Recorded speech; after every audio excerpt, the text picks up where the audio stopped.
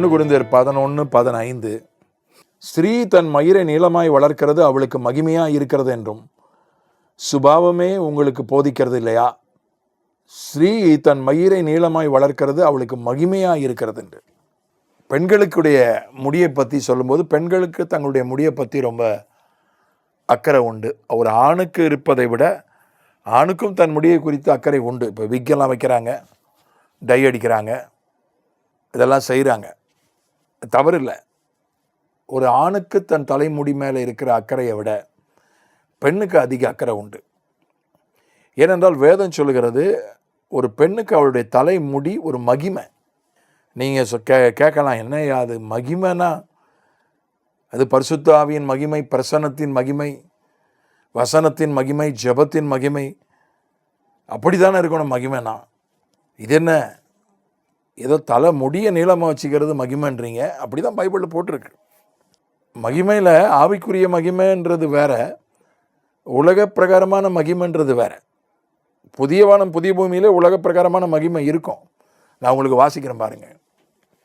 வெளிப்படுத்தின விசேஷம் 21:26 உலகத்தாருடைய மகிமையையும் கனத்தையும் அதற்குள்ளே கொண்டு வருவார்கள். உலகத்தாருடைய மகிமையையும் கனத்தை அதற்குள்ளேனா புதிய எருசலேமுக்குள்ளே, அதை புதிய எருசலேமுக்குள்ளே கொண்டு வர உலகத்தாருடைய மகிமையையும் கனத்தையும். அப்போ இந்த உலக பிரகாரமான மகிமை அப்படின்னு ஒரு மகிமை இருக்கு.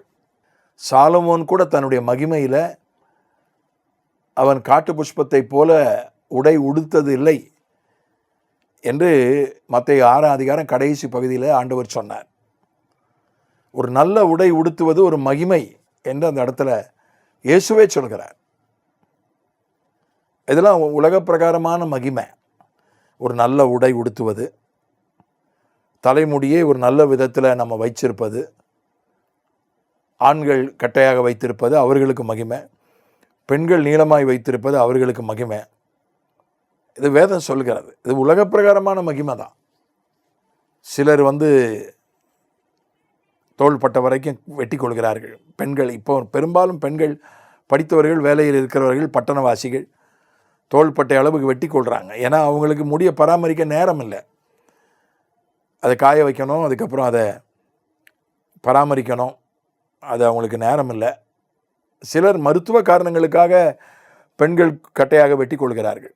சைனஸ் மாதிரி பிரச்சனை உள்ளவங்க, முடி தலைக்கு குடித்தா முடி காயாது, அதனால் அவர்கள் கட்டையாக. சிலர் ஆண்கள் அளவுக்கு ஒரு கிராப் மாதிரி கூட, ஆண்கள் போல மிக கட்டையாக கூட வெட்டி கொள்கிறார்கள்.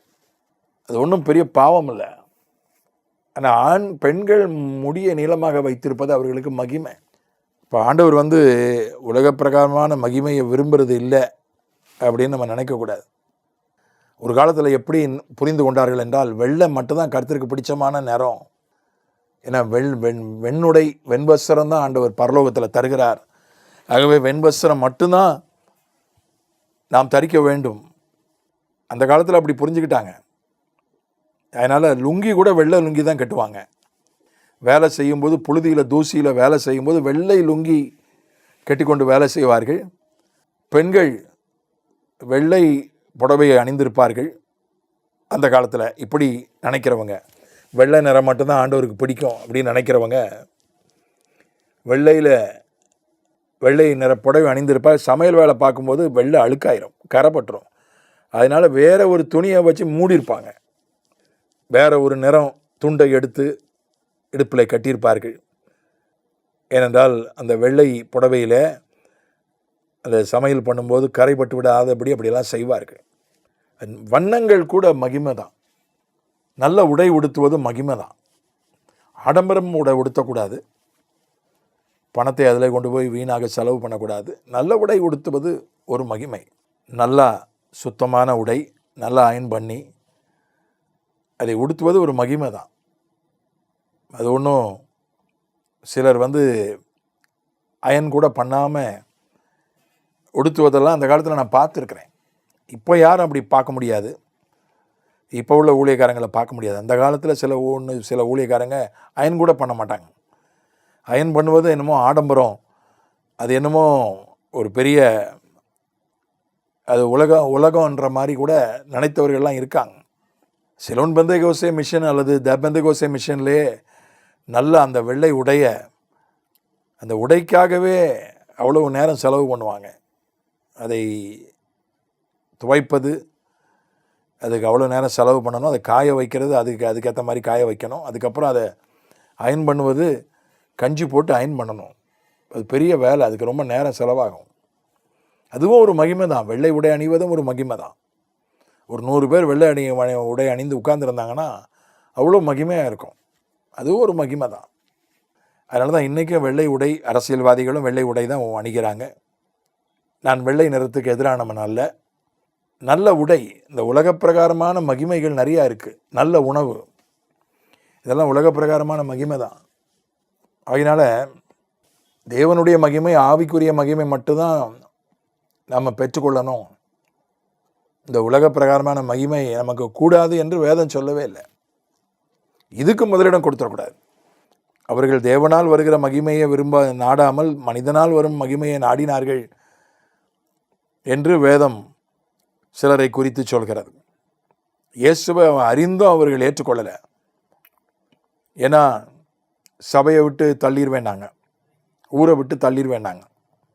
அப்போ மனிதனால் வருகிற மகிமை போயிடும். அதற்கு முதலிடம் கொடுத்தார்கள். வேதம் உலக மகிமையை, வேத புஸ்தகம் அது தப்பு, அது உனக்கு வேண்டான்னு சொல்லலை. தேவனுடைய மகிமைக்கு முதலிடம் கொடு. உலக மகிமைக்காக தேவ மகிமையை விட்டுறாத. அப்படித்தான் வேதம் போதிக்கிறது. அதனால் நல்ல உடை உடுப்பது, நல்ல நம்முடைய சிகை அலங்காரத்தை நன்றாக வைத்து கொள்வது, அது நான் அதுக்காக ரொம்ப ஆடம்பரம், ரொம்ப ஒரு இடலாக இருக்கிற மாதிரி வைப்பதை நான் அதை சொல்லவில்லை.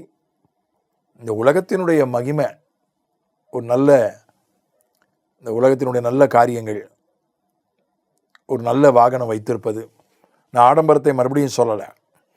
வர்ற எல்லா காரையும், விலை உயர்ந்த காரையும் வாங்கி வைக்கிறத சொல்லலை. தேவையான ஒரு நல்ல வாகனம் வைத்திருப்பது, அதுவும் ஒரு உலக மகிமை தான்.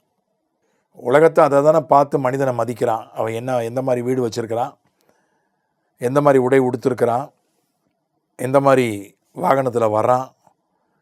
படிப்பு ஒரு மகிமை, என்ன படிச்சிருக்கிறான், இதெல்லாம் பார்த்து தானே உலகத்தான் மனிதனை மதிக்கிறான். இது உலக மகிமை. இந்த உலக மகிமையும் நமக்கு தேவை, ஒரு அளவோடு நமக்கு தேவை. அதனால தான் இங்கே சொல்கிறது, அழகு கூட ஒரு மகிமை தான். ஒரு அழகாக இருக்கிறோம், ஒருத்தங்க அழகாக இருக்காங்கன்னா அது அவங்களுக்கு மகிமை. எல்லாரும் அழகாக இல்லை, ஆனால் அழகாக இருக்கிறது ஒரு மகிமை. ஒரு உடற்கட்டு, நல்ல உடற்கட்டோடு இருக்கிறது அது ஒரு மகிமை. நல்ல உயரமாக இருக்கிறது அது ஒரு மகிமை. ஆகவே இதெல்லாம் வேண்டாம், இதெல்லாம் தப்புன்னு வேதம் சொல்லலை.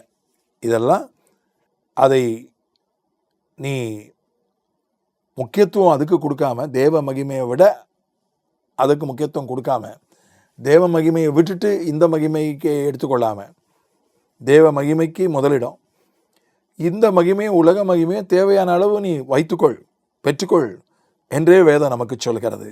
ஆமென்.